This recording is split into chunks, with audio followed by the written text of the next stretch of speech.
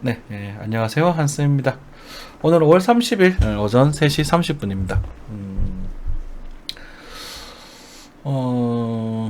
그래요. 참, 요즘 시작이 참 힘들죠. 힘들고, 그래도 뭐, 다행스럽게도 우리가 최근에 여러분들 생방송에서 말씀드렸던 그 지점에서 잘 반등을 해서 좀 아직까지는 잘 지켜주고 있는 그런 모습입니다. 항상 여러분들 신중하게 투자하셔야 됩니다. 제가 너무 안 좋은 소식만 갖다 드리는 게 아닌가 싶어서 마음 쓰이는데요. 좋은 소식도 올 거예요. 지금은 그냥 조금 무리하지 않는 선상에서 하시는 게 좋겠습니다. 제가 한번 도전을 해봤어요. 지금 제가 또 학원 이야기를 좀 사적인 이야기를 좀 하면 제가 이제 학원을 하는 사람이잖아요. 학생들을 이루고 좀 든든한 뒷배를 위해서 또 학원을 좀 해보려고 했습니다. 하지만 그쪽 원장님이 팔기 싫으신가 봐요. 너무 싸게 판다고 생각하셨는 건지, 갑자기 말을 좀 뱅뱅 돌리셔가지고, 좀 사당이 나서 투자를 좀 다시 해봤습니다. 어느 종목인지는 비밀입니다. 어느 종목인지 비밀인데, 뭐, 이러다가도 다 말하겠지. 투자를 좀 해봤습니다. 근데 이게 대출금이라고 말씀드렸잖아요. 뭐 담보대출이긴 합니다. 이제까지 뭐 제가 저축하고 모았고 뭐 열심히 이제 적자에서 막 이제 그 보험금 내고 했던 그런 것들 담보로 나가서 이자 한 5% 정도 되는 대출인데요. 고금액에서 한 반 정도를 넣어봤는데 되게 기분이 이상하네요, 여러분들. 여러분 대출금을 어떻게 투자하셨습니까? 과거에는 나 어떻게 했지? 참 과거에 전 참 대단했던 것 같아요. 그때 잃을 게 없었죠. 그때는 잃을 게 없고 그냥 이거 아니면 끝이다라고 이제 그런 생각을 했었던 과감했던 투자였다면 지금은 잃을 게 좀 많은 상황. 여러분들과도 함께하는 시간도 있고 우리 구독자님도 계시고 제가 또 이렇게 잘 열력하고 버티고 이렇게 돼야 있고 또 사랑하는 사람도 있고 부모님도 있고 부모님도 이번에 또 안 좋은 소식이 좀 있으셔가지고 병원비가 좀 많이 들 것 같아요. 올해 삼재라고 하던데 뭘 해도 안 되는가? 빨리 빼서 청산해버려야 되나? 또 생각이 좀 많습니다. 또 뭐 손절가를 한번 딱 주고 한 번쯤 도전해볼 만한 흐름이다라는 생각이 들어서 도전을 해봤고요. 시작하기 앞서서 토요일 뉴스입니다. 일요일 뉴스가 없으니까 토요일 뉴스 천천히 오늘은 좀 천천히 보면서 길어질 거예요. 그래서 1시간 정도 긴 이야기가 진행될 테니까 여러분들 뭐 편안하게 들어주시면 좋겠습니다. 우크라이나 세계질서 격동 한 번도 못 본 세상이 열린다. 뭐 이 이야기는 그렇게 뭐 넘어가지 않겠습니다. 앞으로는 여러분들 이제 경제 금융 이제 주식이라는 것도 우리가 상승할 때 하는 그런 주식이라는 종목이 있고요. ETF 종목도 있고 인버스 종목도 있고 채권 쪽의 종목도 있고 뭐 채권류 뭐 그런 채권형 주식도 있고 여러 가지가 있습니다. 그죠? 그래서 금융자산을 꼭 알고 계셔야 될 것 같아요. 그러니까 월세를 받아서 계산을 한다라고 했었을 때 저희 뭐 대구나 우리 뭐 구미 정도의 시세로 계산하면 가장 그래도 다가구 주택이 수익률이 가장 높은 부분이잖아요. 그죠? 그런데 이제 한 6억 정도의 7억 정도의 건물을 넣었을 때 이제 한 400만 원, 350만 원 정도의 이제 매출이 형성이 되거든요. 이게 최대 맥시멈 매출입니다.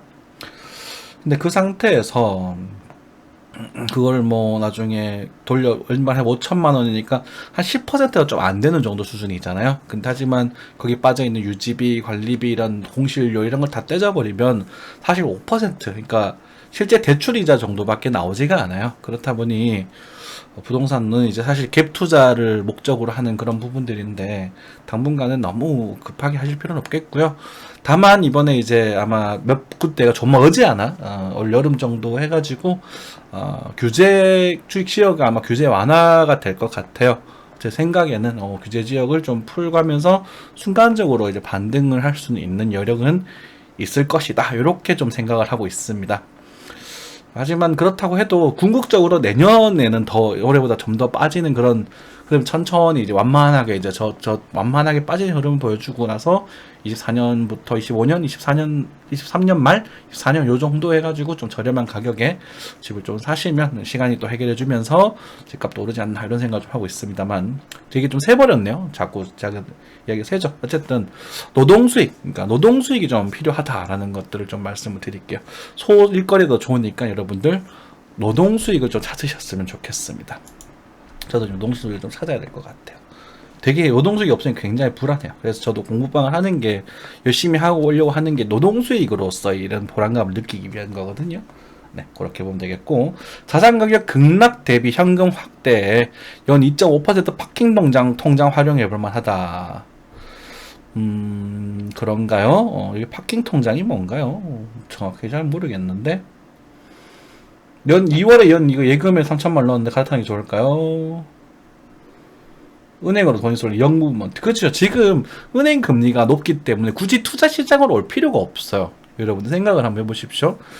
은행에 지금 이제 여러분들 토스라는 곳이 있습니다. 토스은행이 그 인터넷 뱅킹이죠. 이제 그 토스은행이 연 2%의 자유 입출금 통장을 가지고 있습니다.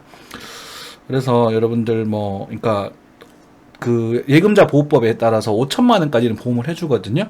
그러니까 1억까지만 해준다고 그만큼 넣지 마시고 딱 5천만 원까지만 거기 넣으셔서 그 매일 이자 받기 매일 받을 수 있어요. 여기가 그래서 받아가지고 소소하게 받아보시는 거 괜찮을 것 같습니다. 저도 한번 넣어봤습니다. 호기심에. 그래서 보니까 뭐 한 1,000만 원을 넣으면 이제 1년에 20만 원이 나오죠. 뭐 적은 거긴 한데 그래도 한 달에 만 원이 어딥니까? 그걸로 국밥 한 그릇 사 먹으면 좋은 거 아닌가? 그죠? 네, 뭐 그 정도. 그래서 뭐 한 5천만 원 넣으면 얼마 나오냐? 1년에 100만 원 정도 나오나요? 1년에 100만 원, 어디서 빼고 한 100만 원이면 한 달에 뭐 한 그래도 한 20만 원 정도? 이건 쏘쏘하죠. 그리고 외식 한번 하는 정도 수준. 그렇게 해서 넣으시면 재밌을 것 같아요. 네. 근데 이제 은행 이자가 이제는 거의 정점에 다다를 거라고 저는 생각을 하거든요. 한국은행 이자는 지금 뭐 더 올리기가 좀 빡셀 거예요. 많이 못 올라갈 겁니다. 그래서 너무 심려치 않으셔도 될 것 같고요. 아무튼 그 정도 되겠습니다. 네. 그래서 지금 이제 이런 것들 중간중간 이런 것들 뭐 1년짜리나 짧은 것들 있지 않습니까? 이런 것들 뭐 이렇게 뭐라고 할까? 딱딱딱 하셔가지고 우리가 내년에 올 만한 그런 좀 희망적인 흐름에서 투자해 보셔도 좋고 아니면 지금은 이제 주식이나 이런 것들을 제일 여름 정도로 말씀드렸었던 것 같아요. 그죠? 금리 인상 한 번, 두 번 정도 더 있을 수 있겠지만 두 번이지. 제가 이제 예상했던 건 2.5% 정도 예상을 한다라고 말씀을 좀 드려왔었고 여름 정도가 되면 금리가 이제 최고점을 찍으면서 이제 그때부터 주식이 이제 저렴하다, 싸졌다라고 생각하고 아마 매수세가 들어올 가능성이 크다라고 저는 생각을 하고 있습니다. 그래서 한번 두 달 정도 이렇게 예금해서 놓으시다가 내년 여름 정도, 올 여름 정도에 한번 단타 한번 치시고 하지만 내년은 더 안 좋아질 수 있기 때문에 어떤 단타 한번 치고 빠르게 청산하는 게 좋습니다. 네. 올해는 금리 때문에 움직이는 거고요. 내년은 침체 때문에 빠질 거예요. 그렇게 생각하시면 될 것 같아요. 그 사이에 이제 반등이 한번 좀 규모가 큰 반등이 한번 있겠지. 그건 먹어야지, 그죠? 네. 예금 제적금 금리 줄줄이 인상 이렇게 되겠네요. 대출도 올라가고 재금도 올라가고 그렇죠. 그래서 토스뱅크는 한번 알아보십시오. 너무 많이 넣지 마세요. 저 모든 은행 5천만 원씩만 나눠 놓으셔야 돼요. 지금 어설픈 은행들도 잘못하면 이렇게 좀 터져버릴 수 있거든요. 왜냐하면 빌려줬던 그 돈을 회수를 못해서 제가 그런 문제가 생길 수 있다라는 말씀 좀 드렸던 것 같아요. 네. 법인세 3% 내리면 그 이익수 6조가 는다. 뭐 이런 얘기를 하고 있네요. 우리 이명박근혜님께서 전 대통령께 가장 낮은 법인세를 했고 문재인 대통령은 노무현 대통령은 좀 높여놨네요. 그쵸? 뭐 높은 것도 아니야. 사실 문재인 대통령 그렇게 못하지 않았어요. 그러니까 소신껏 하신 거고. 하지만 몇 가지 정책은 저는 이제 정말 반대한 정책이 몇 가지가 있습니다. 저는 뭐 우익 성향이지만 사실 만나는 사람도 중국 사람도 만나고 그냥 지지고 뽕짜 짬뽕이죠, 그죠? 자, 뭐 좀 줄여주면 좋겠네, 그죠? 법인세 인하는 우리 기업에는 좋은 이슈가 될 수 있다. 그래서 법인세 인하 이슈 그러니까 조만간 머리 하나 나오지 않을까? 그죠? 이게 나오고 나면 좀 늦습니다. 그래서 지금 같은 시장에서는 이런 것들, 근데 법인세 인하 이슈가 호재로 작용할 수 있겠구나. 그러면 어떤 종목들이 있을까? 이번에 뭐 이런 것들 있잖아요. 그죠? 그런 것들 잡아서 한번 잡아보시는 것도 괜찮겠다. CT 뉴욕 증시 저점 매수 왔다. 사실 뭐 제가 테슬라로 $500대에 대한 거 강력하게 드렸는데 지금 반등해서 $700대를 가버렸어요. 미 증시가 이제 정체되면서 살짝 이제 멈추는 그런 시기 올 거고, 이제 금리 인상이 한 번 더 되면서 한 번 더 이제 쭉 빠지는 그런 흐름 들어갈 수 있겠죠. 어쨌든 저가 매수세는 반등이에요. 단순한 반등. 그래서 뭐 테슬라도 어쨌든 매력적인 가격대에서 반등을 했고, 제가 예전에 아마 그 정도 가격대 말씀드렸던 것 같은데 좀 아쉽네요. 그죠? 못 잡아드려서 아쉽습니다. 지금도 괜찮아요. 지금도 눌림목을 한번 잡으셔서 단타 한번 치셔도 괜찮지 않을까 싶습니다. 하지만 추세 장세는 아직까지 오래 걸려야 된다는 점 다시 한번 말씀드리겠습니다. 보험령 개인연금 보증이율 낮으면 이전 해지 고민해야 하네. 뭐 그런 거 저는 이거 제가 별로 싫어요. 네, 보험령 개인연금. 시장 흔드는 폭탄으로 전락했지만 안전장치 맞았던 발전 가능성이 여전하다. 네, 그렇죠. 그러니까 이 블록체인은요, 우리가 반드시 맞아야 될 미래예요. 우리가 닷컴 버블 때도 닷컴 무슨 닷컴, 지금도 업비트 닷컴을 쓰고 있지 않습니까? 이것들도 우리가 당연히 맞아야 될 미래인데 당시에 그걸 활용해서 너무 사기가 많았고, 뭐만 붙이면 다 무슨 닷컴 하면서 우리를 선동시켰다는 게 문제인 거거든요. 그래서 뭐 이 자체가 문제가 아니라는 거죠. 그죠. 여러분들은 이제 블록체인 기술을 가지고 있는 이 코인들을 가지고 얘네들이 뭘 하고 있는지를 감시를 하셔야 되고, 얘들이 어떤 목적을 가지고 일을 하고 있는지를 보셔야 됩니다. 그러니까 이 실체적인 그런 모습들 챙기시려고 노력을 하셔야 되는 거예요. 이거 좀 명심해 주셨으면 좋겠습니다. 아시겠죠? 네. 테더가 만약에 받을 수 있다 이런 얘기를 하는데, 그래요. 저도 뭐 그럴 가능성이 없지는 않다고 생각합니다. 하지만 확률이 좀 낮다라고 보고 있고요. 제가 이제 시황 자체를 고점에서 이렇게 요 정도 진행이 됐고, 요 반등 나오고 나서 한 번 더 빠지게 되고 난 이 여름, 이게 여기 지금 5월장을 요 반등을 좀 기대를 하고 있는 부분이고, 그쵸? 5월장 기대하고 있는 부분이고, 어디 갔냐? 형광색.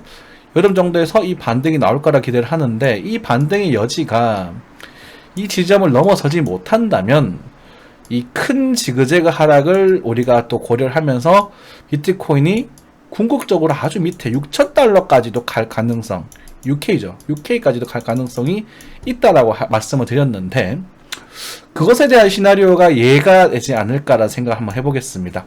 요거는 제가 말씀드려야 될 것 같아요. 제가 시장을 그러니까 들은 거기 때문에, 실님이 이런 말씀 하셨다고 하시더라고요. 그래서 그럴 가능성도 있겠다. 왜냐면 미국 정부에서 돈을 태워야 돼요. 달러 너무 많이 풀었기 때문에. 그래서 돈을 태우기 위한 시장에서 우리 이 코인 시장의 헤지펀드로서 태운 그런 시나리오도 분명히 있을 수 있거든요. 물론 전쟁 때문에 상당히 이미 많이 태워졌다고 생각하고 있지만, 하여튼 그런 여지가 있다 정도만 알고 계시고, 나중에 이제 요 이슈가 저는 요때 생기지는 않을 거고요. 만약 이 반등이 일어나고 나서 아마 요때 생기지 않을까라고 생각을 해요. 만약에 터진다면. 그러니까 지금은 너무 연연할 필요는 없고, 그냥 이 새끼가 이 새끼 죄송합니다. 어떤 인간이 그런 말 한번 하던데, 이건 악재를 사용해서 이 큰 우리 엘리엇 파동이나 이런 것들 봤을 때 있지 않습니까? 요 큰 규모 안에서 이렇게 해가지고, 그쵸? 요 궁극적인 이거 어디 갔냐? 이렇게 또 웨이브 안에서 이 반등 이후 새로운 이제 공포장을 만들기 위한 소재로서 사용될 가능성이 있겠구나 해서, 이 반등에서는 내가 좀 많은 정산을 하시고, 여름이잖아요. 그죠? 비트코인에서 반등이 크게 나올지는 모르겠습니다. 증시는 좀 확률이 높다고 생각하고 있어요. 증시는 확실히 확률이 좀 높다고 생각하는데, 코인 시장 쪽에서는 확률이 그렇게 높을까라는 물음표를 던지게 되겠습니다. 그래도 어쨌든 이게 디커플링은 아니더라도, 디커플링까지는 아니도 시간차로서 따라갈 가능성이 크겠죠. 그렇게 되지 않을까 싶습니다. 네. 참고하시고요. 루나 폭풍, 폭락 후 폭풍, 각국 속속 칼날 어쩌고저쩌고 하네요. 네, 넘어가겠습니다. 네. 윤석열 대통령 기업을 병풍 아닌 파트너로 인정하겠다. 세계 신빠른 경영. 뭐 그냥 좋은 요석을 하고 있는 부분이다. 포스코 화학이죠. GM이랑 손잡고 양극재 시장판 흔든다. 네, 그런 이야기도 있고요.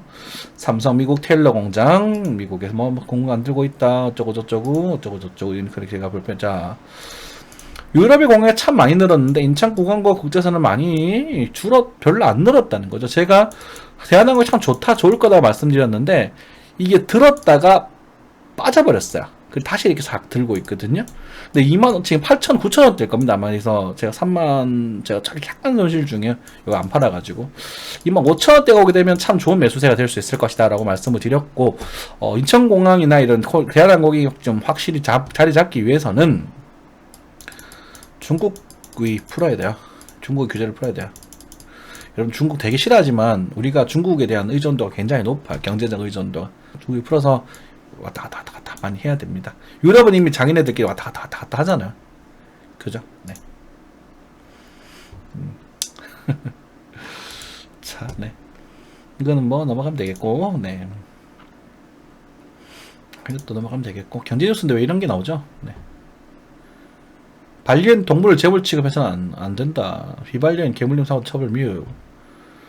아니 재물 취급이 아니라 이거 물리면 이건 주인이 책임져야지. 이건 재물 취급이요.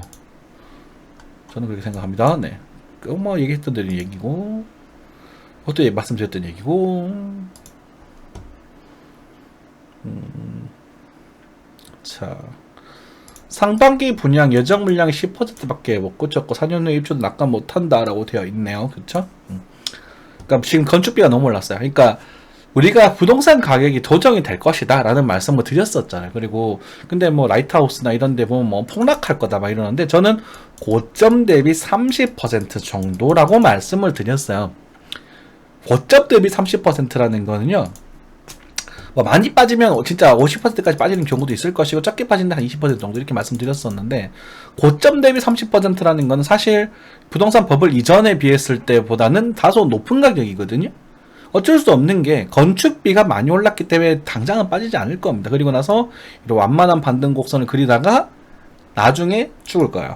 이게 이제 2035년 넘어가야 됩니다. 제가 보기에는 35년 넘어가서 진짜 본격적 인구 감소가 이루어질 때 이렇게 인용이 질 거예요. 그러니까 뭐 참고하시면 될 것 같고요. 그리고 대출을 너무 많이 받으셔서 집을 사시는 분들은 대출 다 갚고 나면 주택으로 또 연금을 써야 되잖아요. 근데 그 연금이 아마 가치가 없어질 가능성이 큽니다. 그 연금보다는 우리가 이제 증시 쪽으로, 금융시장 쪽으로 조금씩 공부를 하셔가지고 넘어오셔서 우리 같이 노후 관리를 잘 해보자고요. 원자재값 폭등에 선분양 재검토 첫삽 뜨고도 1만 가구 분양 연기. 뭐 그쵸? 이게 지금 원자재값이 너무 올라버렸어요. 그래요. 아마 안정감 같아도 다소 오를 겁니다. 이렇게 비싸지는 건 어쩔 수가 없어요. 네. 물가 상승률. 근데 물가 상승률보다 더 많이 이렇게 급속도로 상승할 것이냐라는 부분에서는 부정적이에요. 그죠? 우리가 부동산도 비쌌을 때 지금 떨어지고 나면 좀 저렴할 때 좀 다소 이제 좀 사면 좋은데 지금 돈이 없잖아. 대출이 안 되니까. 그쵸? 근데 지금 신청하면 좋죠. 그렇죠? 네. 지금 신청하는 건 나쁘지 않습니다. 네, 그건 참고하시고, 지금 어르신 분들 연금, 주택연금 이런 거 시키는 건 저는 괜찮다고 생각합니다. 좀 더 과거에 했으면 더 좋았을 텐데, 어쨌든, 네.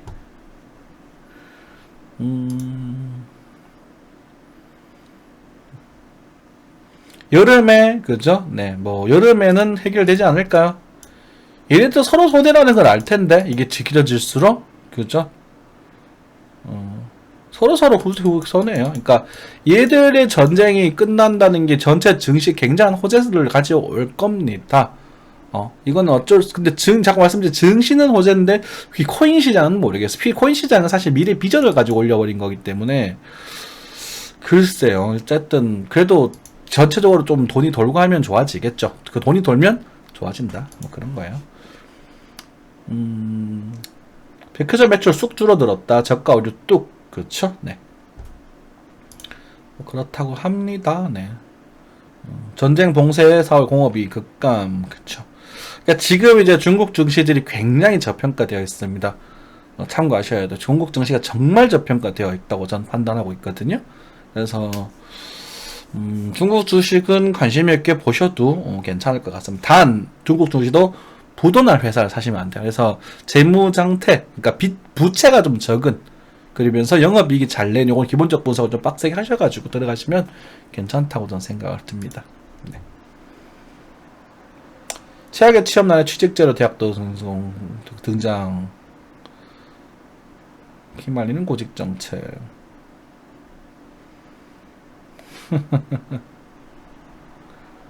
텐센트 직업 10% 해고를 앞뒀다. 뭐 그렇다고 합니다. 아, 깍지를 갖다가 퍼져. 서울기 어디 뉴스야 저거. 조선일보죠? 씨발. 죄송합니다. 네. 동아일보인가요? 죄송합니다. 네. 잘못 읽었네. 네. 죄송합니다. 네. 그 정치적 성향이 너무 진한 뉴스는 좋지 않거든요. 네. 이것도 같이 볼까요? 네. 이쪽 뉴스가 더 좋은 것 같아. 루나 나왔네요. 루나 스테픈 비트코인 뭐 어쩌고저쩌고 되어 있는데요. 요런 것들, 네. 요런 것들 좀 그렇고요. 요런 사업 모델은 다 좀 아니라고 생각하시면 됩니다. 돌려막기 코인들 붕괴 생각하시면 되겠고, 루나가 이제 우리가 이제 붕괴 이후에 사셨던 분들은 루나 지금 하드포커 됐거든요. 근데 안 됐네요. 뭐 몇만 개당 한 개 준다 그러던가 20만 개당 한 개 준다던가 뭐 그렇대요. 그래서 저는 망했습니다. 2만 원 날려 먹었어요. 에이. 근데 이제 그 전에부터 루나 들고 계시던 분들, 그러니까 과거에, 그러니까 우리가 공격받기 전부터 들고 계셨던 분들은 루나 한 개당 한 개를 개정해 준다고. 지금 6달러 6,000원 정도 거래가 되는 것 같아요. 6, 7달러? 7,000원인데 이게 지금 10만원짜리였는데 10만원짜리였는데 6, 7달러. 그냥 평균 6만원 잡고 100토막 났네요. 그죠? 그래요. 뭐 한 번쯤 펌핑이 나올 수도 있겠지. 희망을 가지시고, 그래도 휴지 완전히 영된 거보다는 나으니까 잘 팔고 나오시고요. 너무 많이 팔면 한번 슈팅 나왔다가 죽여버릴 수 있거든요. 그러니까 이게 죽일 때 여러분들이 이렇게 팔아버리면 이렇게 절슬슬 떨어지다가 빵 하고 아이고 나 다시 살 걸 했고 없어져 버리는 경우가 있으니까 이런 것들 잘 챙기시면서 하시면 좋겠습니다. 매출가 비싼가 봐요. 인버스 펀드 고점 아직은 아닌 것 같은데, 글쎄요. 어쨌든 이게 요렇게 될 것 같은데, 예, 지금 요쯤이지 않을까요? 요쯤인가? 아무튼 네, 어쨌든 뭐 그렇고 너무 인버스를 강력하게 치실 필요는 없습니다. 근데 인버스를 적은 비중으로 도전하기에는 나쁘지 않은 상황이다, 이렇게 생각하고 있습니다. 그죠? 기름값은요 좀 이따 보면서 말씀드리겠지만 넘어가게 되면 굉장히 미련적인 부분이고요. 네, 참고하시고. 네. 고배당 버드 퀄리티에 붙은다. 이런 고배당 그런 괜찮죠, 그렇죠? 네. 역시나 이런 부분. 전세 버스 대란.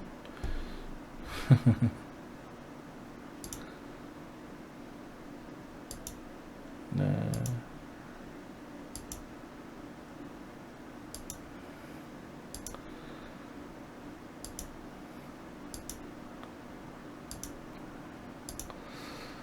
네, 뭐 이 정도 되겠습니다. 넘어가고요. 오늘 뉴스 좀 많이 볼까요? 코인 뉴스. 코인도 봐야지. 자, 일론 머스크, 스페이스X도 조만간 나중에 도지코인 결제한다. 일론 머스크가 확실히 도지코인을 지원을 하려고 하나봐요. 이게 지금 열리지가 않는데 광고 없는 거죠. 네. 그래, 이걸 믿어도 되는지 모르겠습니다. 되겠죠, 그죠? 화성갈 끄니까 그렇게 했던 그런 코인인데, 그래요. 뭐 이렇게 되면 도지코인은 이제 스킴이라고 볼 수 없겠죠. 왜냐면 일론 머스크가 이렇게 하겠다라고 말했으니까. 나중에 말 바꿀지는 모르겠습니다만 어쨌든 좋은 뉴스네요. 네. 테라폼레스 2.0 가동 생태계 재건 의문점 투성이다. 일단은 뭐 알아서 하십시오 이제는. 네. 이제 이 새끼는 뭐 좋은 의도일 수도 있잖아요. 만에 하나 그런 기합시다. 네. 자, 네, 저 생각이 이럽니다. 만약에 진짜 최악의 시나리오, 아까 전에 뭐 그런 시나리오 있었을 때, 지금은 아니겠지만 내년일 거 가능성이 큽니다. 나온다고 하더라도.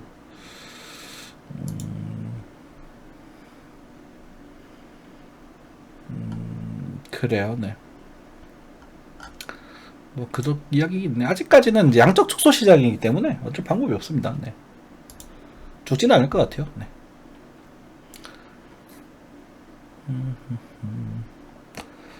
뭐 이 정도 보면 되겠습니다. 뉴스는 딱히 볼 건 없는 것 같아요. 후. 자, 증시부터 챙기자. 나스닥입니다. 딱 카톡이 오네요. 네. 나스닥이 상당히 반등을 많이 했어요. 우리가 요 지점, 자 보시면 우리가 이제 50% 지점이죠. 그죠? 50% 지점에서 우리가 지그재그 파동이 보통 첫 번째 반등을 하는 곳이 50% 정도 지점이다 이런 말씀을 드렸습니다. 사실 38.2에서 반등을 하고 50% 진대 반등하고 반등할 만한 위치라고 말씀을 드렸던 것 같습니다. 그렇죠? 하지만 얘가 끝이 났을 거라고 생각하시기는 아직 이릅니다. 요 고점을 넘어서는 반등이 등장을 하고 나서 빠지게 되면 $10,000는 굉장히 매력적인 매수 포인트가 형성이 될 겁니다. 참고하시면 되겠고, 그래서 어쨌든 뭐 지금으로서는 우리가 이렇게 보셔가지고요, 여기를 체크했을 때 조금 이제 애매하게 볼게요. 네, 애매하게 한 게 좀 러프하게 보겠습니다. 네. 일단 이 12,900에서 이제 13,300 정도까지가 반등할 수 있는 여력이 있는 것입니다. 그래서 12,900에서 크게 넘어서지 못하면서 이렇게 다시 조정서 빠져버린다면 얘는 이렇게 빠지고, 역시나 얘도 지그재그 더블 콤보처럼 보여지거든요. 그러니까 비트코인이랑 상당히 유사한 흐름을 많이 보여주고 있어요. 그래서 나스닥이 이렇게 반등을 했는데 비트코인 지금 반응이 없거든. 그죠? 그래서 지금 커플링은 아닌 것 같고, 디커플링일 수는 아닐 거예요. 디커플링이나 반대로 가는 것보다는 빨리 가고 늦게 가고 이 문제가 아닌가라는 생각이 듭니다. 그래서 우리 기술 투자라던가 이런 것들, 특히나 테슬라 주식의 방목을 봤을 때 테슬라가 이만큼 많이 올랐다면 도지코인도 분명히 신호가 와야 된다라고 저는 생각을 좀 하고 있거든요. 그래서 참고하시면 될 것 같고, 이 정도 반등이라면 나쁘지 않아요. 나쁘지 않고 여기를 좀 넘어섰으면 좋겠네요. 그쵸? 여기를 넘어서 13,300 정도까지 도달하게 된다면 어쨌든 나스닥은 단기 고점의 영역에 들어갔다고 보시면 될 것 같습니다. 오케이? 네, 이렇게 단기 고점이고, 이제 거기서 쭉쭉 뭐 빠진다 이런 느낌이 아니라 이런 식으로 해서 여기서 이렇게 빠질까요? 글쎄, 이건 모르겠습니다. 여기서 아마 치다가 한 번 정도 치고 이렇게 밀렸다가 뭐 다시 뭐 이렇게 반등하는 느낌이랄까? 뭐 그 정도? 아니면 다 여기서 이제 뭐 이렇게 빠져서 바닥을 본다면 상관없어요. 여기는 이제 빠져서 다시 번도한데 빠져서 두세간에 이렇게 나오면 지금 말씀드렸던 다시 요런 그림이 등장을 하게 되면 이 아래서는 뭐다? 묻지마 매수 하시면 됩니다. 형광색은 묻지마 매수존 형태고, 글쎄 그냥 요렇게 빠지는 건 잘 모르겠고, 이제 돌파는 보고 들어가시면 될 거고, 그쵸? 그래서 뭐 아쉽지만 우리는 테슬라를 못 잡았다. 뭐 어쩌겠어요. 네. 나스닥 증시가 반등하는 포인트에 노려보시면 노려보시는 거고. 그래서 제가 지금 비트코인을 말해버렸네. 예. 좋게 보고 있는 이유가, 희망을 보고 있는 이유가 요것 때문이긴 해요. 요것 때문이긴 한데, 그 여러가지 이유 중에 하나가 요건데, 요 지금 끝에 요 작은 또 시그널 등장을 했거든요. 잠시만. 그래서 그거 좀 이따 보고, 자, 그리고 나스닥, 그다음에 코스피는 사실 먼저 좀 올랐어요. 먼저 좀 올랐다가 지금 자리를 잘 잡고, 혹시나 지금 이게 계속 말씀드리지만 증시가 더 좋다, 증시는 신뢰성이 높은데 코인은 잘 모르겠다, 이런 말을 계속 드리고 있거든요. 그러니까 5월 하순부터 증시는 상당히 많이 올랐어요 지금. 그죠? 여러분들 눈으로 보셔도 글로벌, 그러니까 나스닥인데 뭐 글로벌 증시 뭐 나중에 뭐 S&P도 마찬가지일 것이고, 전반적으로 다 이만큼 엄청나게 많이 올랐을 건데, 코인이 좀 약하단 말이야 지금. 그러니까 자꾸 여러분들에게 자꾸 증시 이야기를 강조했단 말이지. 증시 신뢰성이 높다. 그럼 여러분 증시 사셨으면 대박 났겠지. 이거 얼마냐? 이거 몇 프로냐? 이거 어떻게 계산하는 게 있었던 것 같은데. 제가요, 이게 참,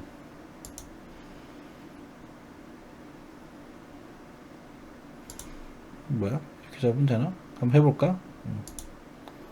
오, 그 10%네요? 오, 찾았다 기술. 자, 또 유튜브를 보고 하는 걸 봤죠. 자, 10% 정도 올랐잖아요. 그러니까 상당히 큰 거죠. 10%면 성이 안 차실 수도 있겠지만 증시 10%면 어마어마한 겁니다. 그래서 뭐 어쨌든 올랐다고 해봤자 빠진 것에 대한 되돌림이다. 그쵸? 그리고 나서 다시 한번 들어가서 여기 아까 전에 큰 부분, 좀 큰 부분에서 요 정도 포인트. 그래서 33,500 정도까지 다달하게 된다면 무조건 일단은 정리를 좀 해주시는 게 좋습니다. 해주시는 게 좋다라는 말씀을 좀 드리겠고, 나중에 이 추세가 돌파하는 흐름을 체크하시면서, 이게 세 번째 돌파는 이렇게 잘 못하거든요, 예전에선. 그래서 뭐 쳤다가 밀렸다가 뭐 다시 가는 정도, 뭐 다시 중간에서 이렇게 밀려서 뭐 들다가 이렇게 밀려서 다시 가도 괜찮고, 어쨌든 네 번째 돌파를 좀 신뢰성 있게 보시면 좋겠다. 다시 이제 코스피로 돌아가가지고, 코스피 계단을 세버렸네. 코스피도 사실 번등을 꽤나 많이 했죠. 그쵸. 꽤나 많이 했고, 저는 좀 성질이 급해버려가지고 다소 지금 손실 중입니다. 물린 상태긴 하죠. 그죠. 뭐, 주매는 아직 못하겠고, 조금 더 했다는 말씀 드리긴 했는데, 이 종목, 코스피 종목은 아닙니다. 뭐, 강하게는 못하겠고, 어쨌든, 그래도 나스닥에 힘입어서, 좀 다소 좀 좋은 모습이 나올 수도 있지 않을까라는 희망을 가질 수 있다. 그래서 지금 현재는 요 정도에 대한 모습 2700 정도까지는 희망을 가져볼 수 있을 것이다. 하지만 뭐 쭉쭉쭉쭉 상승하는 것보다는 뭐 그리고 쭉쭉쭉 하락하는 것보다는 양쪽에 대한 추세선에 대한 그런 저항대가 있단 말입니다. 요것도 넘어갔고 그쵸. 좀 다시 아이고 조금 그래 조금 그래 네, 요렇게 좀 요렇게 그렇죠. 이렇게 체크를 하셔서 여기를 넘어서서 이 정도까지는 갈 수 있는 희망이 있을 것이다. 그리고 나서 약간 조정을 나오면서 이런 식으로 해서 여기까지 가지 않을까라는 생각을 한번 기대를 한번 해보겠습니다. 이런 모습으로 자치 플랫 약간 확장 플랫형 콤보처럼 이렇게 콤보란다. 자꾸 콤보 입이 붙어가지고 확장 플랫형 반등형처럼 이렇게 진행될 가능성이 높지 않나. 그래서 2800까지도 크게 넘어가긴 힘들 것 같아요. 그래서 여러분들 올 가을쯤 해서 여기 오시면 정시도 상당히 많이 정리해 주시는 게 좋지 않을까 라는 생각을 감히 한번 해보겠습니다.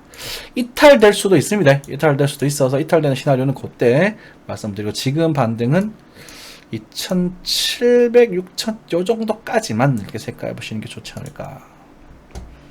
그 정도 생각이 들겠습니다. 이제 비트코인 넘어갈게요. 비트코인 할 말이 좀 있었어요.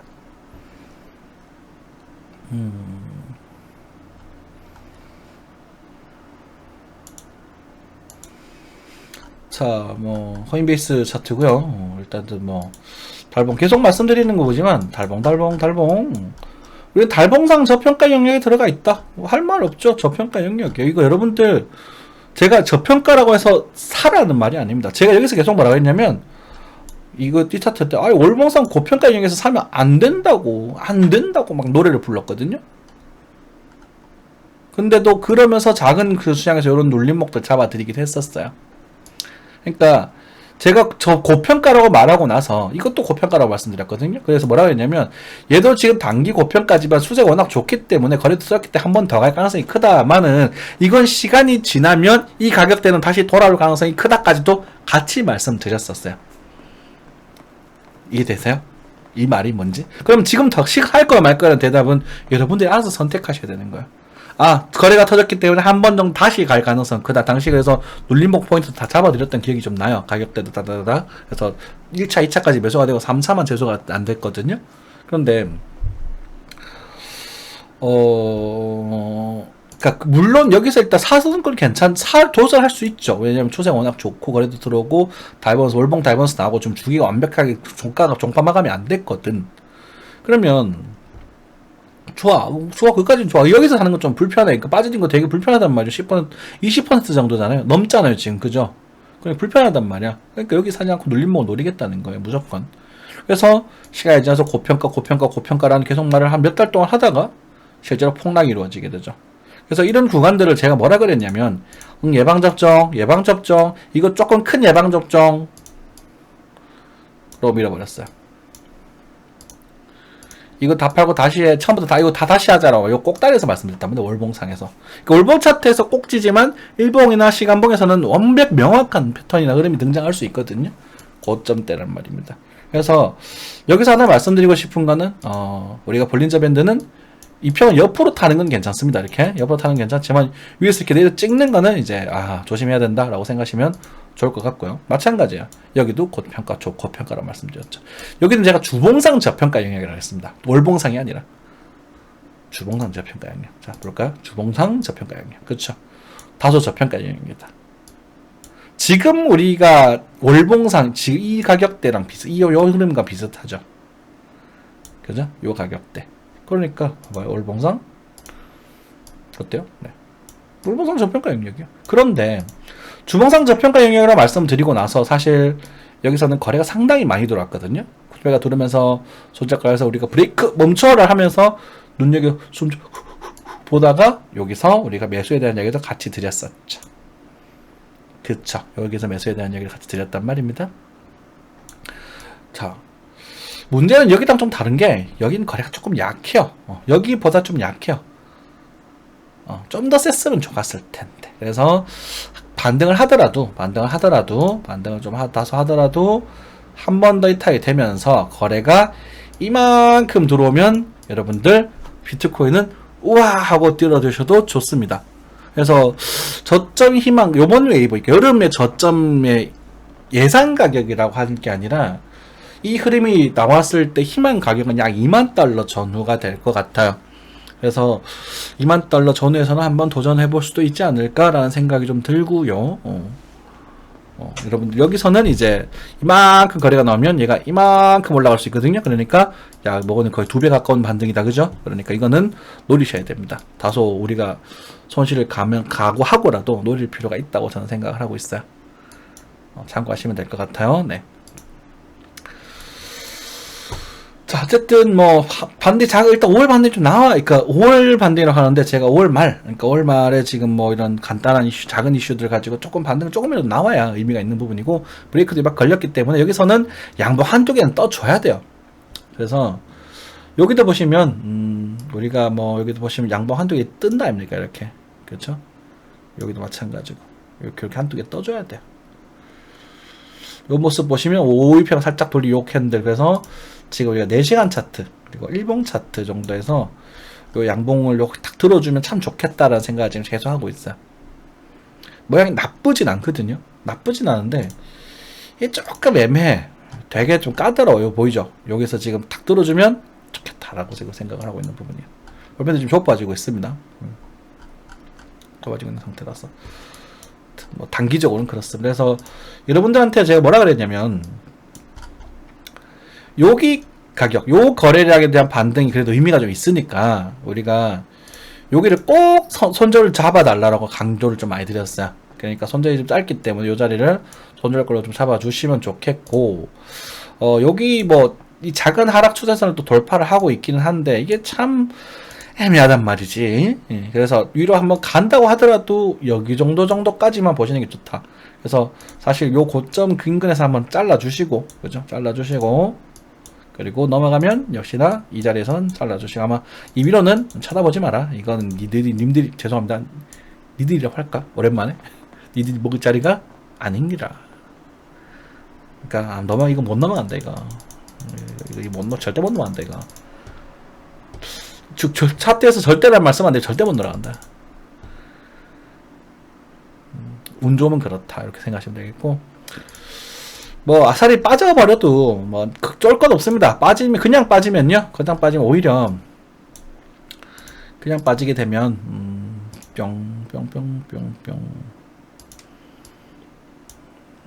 그냥 빠지게 되면 우리 지금 다소 과감해져도 될 정력이 하나 2만 잠시만요. 네. 요 정도 되겠다. 그쵸? 22,000, 23,000.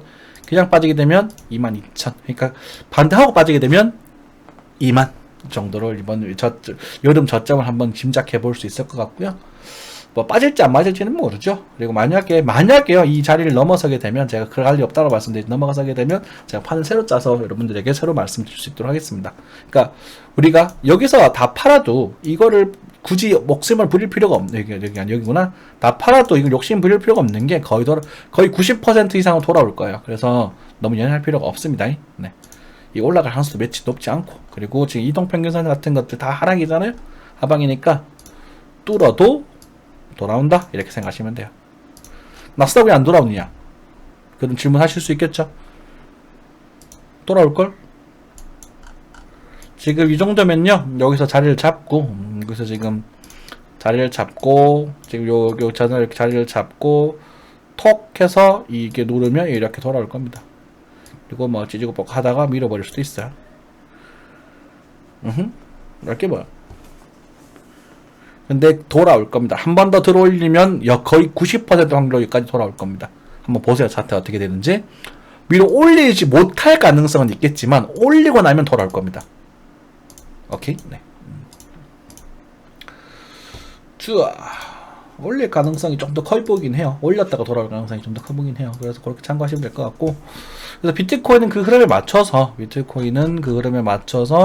이번에 약반등을 주고 나서 저점 이탈을 나왔을 때 시나리오가 가장 예뻐 보여요. 그러니까 나스닥과 비슷하게 흘러가긴 하는데 나스닥보다는 좀 많이 빠지고 있죠. 왜냐면 가치가 아무래도 검증된 이제 증시보다는 잘 못하잖아요. 아직까지는.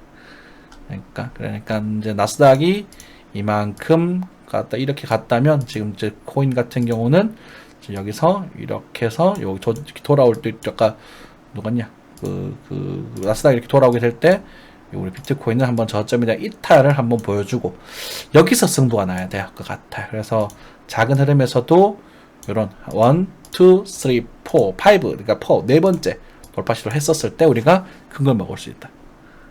오케이? 네. 자, 그렇게 되겠고요. 그래서 비트코인은 다시 15분 차트 정도로 켜가지고 그래요. 이제는 더 빠지면 조금 불편한데 안 빠졌으면 좋겠는데 좀 불편해. 좀 불편해. 네.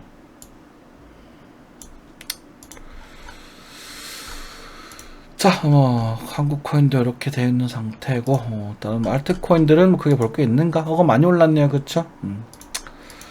그러니까 상승을 한다고 하더라도 다른 종목들도 어거 정도, 그러니까 많이 간다고 쳐도 어거 정도만 생각하시면 될 것 같아요. 어거가 그럼 여기서 더 못 가나요? 몰라요. 그런 거는 알려고 할 필요도 없고 반등을 하면 조정이 나올 것이다. 그죠? 나가면 돌아온다니까. 그리고 다시 가는 건 그 다음 문제고. 이건 그 다음 퀴즈인 거고, 갔다가 여기서 무조건 팔아야 되고, 여기서 다시 잡든지 말든지 그건 알아서 하시고, 손절 주고 들어가는 거야. 뭐 언제든지 해도 상관없다고 말씀을 드리잖아요. 그죠? 그 손절가가 안 터지고 올라가게 하는 게 실력이라고. 오케이? 네. 사실 하락장에 손절가 안 터지고 올라가기 되게 힘들거든요. 그래서 송구스러운 얘기지만, 저 같은 경우는 우리가 과거에 이 저점에 대한 이야기를 좀 드렸었잖아요. 이 저점에 대해서 좀 지켜달라. 그래서 반등을 안 깨고 반등을 했잖아요. 달러 기준으로 말씀드렸습니다. 그래서 제가 이 포인트에서는 계좌 관리를 해주셔라고 말씀을 드렸어요. 계좌 관리를 해달라고 말씀드렸고, 비트코인 눌림목 매수 가격은 제가 그건 비밀로 하겠습니다. 네, 그래서 계좌 관리 꼭 해달라고 말씀드렸고, 그러니까 손실을 최소화하는 게 가장 중요해요. 그러면 이제 계좌 관리 해버리면 사실은 우리가 평당 2점 될 테니까 2점 될 테였으니까 여기 반등 이쯤에서 제가 눌림목 이야기를 했었으니까 그죠? 더 갔다가 빠졌으면 평단이 2점 아니면 2점 됐겠죠. 그래서 딱 요 자리에서 계좌 관리를 하면 손실이 크게 안 나는 세팅이 완성이 됩니다. 이해되시죠? 손실이 날 수는 있어요. 1%, 2% 날 수도 있죠. 손절이 나중에 날 수는 있는데 그것에 대한 그걸 뭐라 해야 될까? 그걸 좀 적게 만들어야 돼요. 하락장에 손실 안 나고 수익 내려고 하면 그거는 욕심이고요. 그죠? 아직까지 코인 진짜 알트코인이 전혀 힘을 못 내고 있는 그런 상태예요.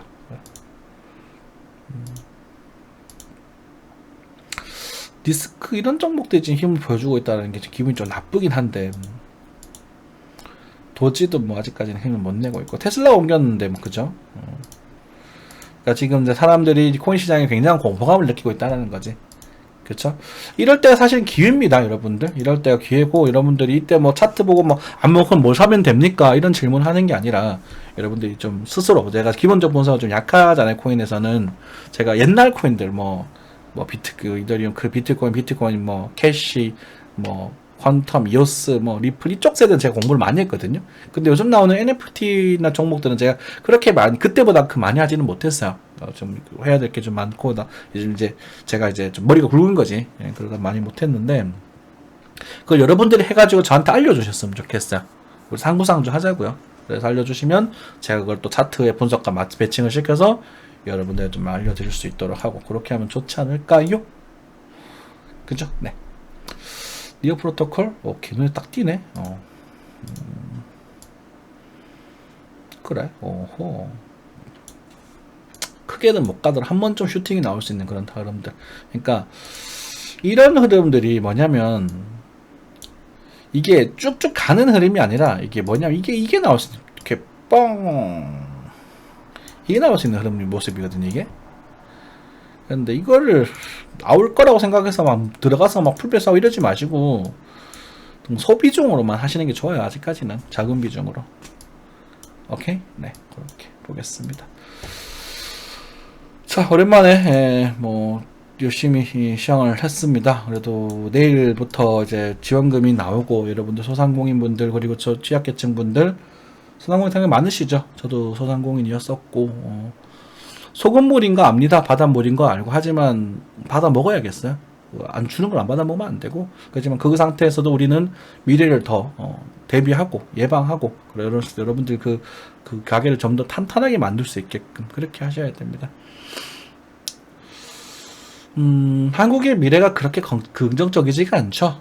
뭐 단기 미래는 괜찮지만 장기적으로 미래가 출산율이 너무 안 좋아서 여러분들 뭐 제가 가지고 있는 한국의 미래 상에서는 외국인들에 대한 그 이민이나 아니면 이제 통일이죠.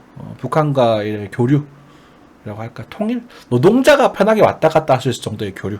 그러니까 우리가 통일까지는 아니더라도 우리가 북한 땅에 편하게 갈 수 있고 우리가 북한 땅에 가서 땅을 살 수 있고 지금 중국처럼 그 이상은 말하지도 않아요. 지금 중국처럼 가서 집을 살 수 있고 해당된 범위 내에서 그리고 북한 노동자를 가지고 일이가 일시킬 수 있고 걔들 그 돈 들고 와서 고향에 가서 쓰고 이 정도의 교류만 해도 그게 우리가 대한민국이 동북아의 맹주가 될 수 있는 제가 시나리오라고 생각을 하거든요.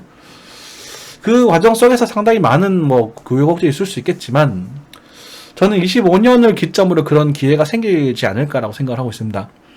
25년에 된다간 25년의 기점으로 뭔가 세계 정세가 급변할 것 같다는 생각이 들거든요. 지금도 급변하고 있잖아, 맞지만 예전에도 이런 말씀 드린 적 있을 겁니다. 제가 전직 시나리오가 25년쯤에 한 게 뭐가 보인다라고 제가 차트적으로 말씀드린 적이 있었어요. 그래서 그때 뭐 25년 정도 30년 사이에서 그런 시나리오를 가져서 우리가 제가 우려하는 그런 안 좋은 시나리오가 아니라 우리가 정부가 패권국이 되면서 세계 뭐 3대 강국 정도 미국, 중국과 더불어 한국까지 러시아 넣어줄까? 그래서 그렇게 진행이 됐으면 좋겠어. 중국도 사실상 소국가로 분열이 되고 우리가 만주 땅을 찾아오고 그죠? 그러면 만주의 조선족들이랑 사이가 좀 안 좋지만 만주의 조선족들도 그 값싼 되게 유능한 노동력이거든요. 이런 말 해도 되나? 제 여자친구가 만주 쪽에 살고 있어요. 고향이 거기에. 근데 거기에 있는 조선족 분들이 굉장히 성실하고 깨끗하대요. 자기들 말로는. 그래서 장사도 열심히 하고 고집도 세고 약간 근데 이제 좀 우리 어렸을 때 하는 그런 상차별 아닌데 좀 기센 아주머니 같은 그런 분들이 되게 많으시대요. 그래서 오히려 그 조선족들이 하는 음식점에 하면 깨끗하다는 이미지도 있고 성실하다는 이미지가 좀 있대요. 걔네들이 하는 말로. 그래서 우리는 조선족들 싫어하지만 그 조선족들 뭐 한국에 와서 한국에서도 치이고 고향에 와서도 치이고 사실 불쌍한 사람들 아닙니까? 우리가 뭐 그 사람들한테 사기를 알려줬다 이런 표현도 쓰던데 뭐 지금 내가 조선족에 대한 피해자니까 여러분 좋은 생각하지 않을 수도 있겠지만 어쨌든 그분들을 값싼 노동력으로 사용하는 이런 되게 좀 정말 잘 사는 대한민국이 아니라 뭐 조선이라고 할까요? 그런 상황이 시대가 와서 여러분들 다 잘 되셨으면 좋겠습니다. 1시간 가까운 시간 방송 봐주셔서 너무 감사드리고요. 이제부터 제가 광고를 조금 넣을 수 있도록 할게요. 감사합니다.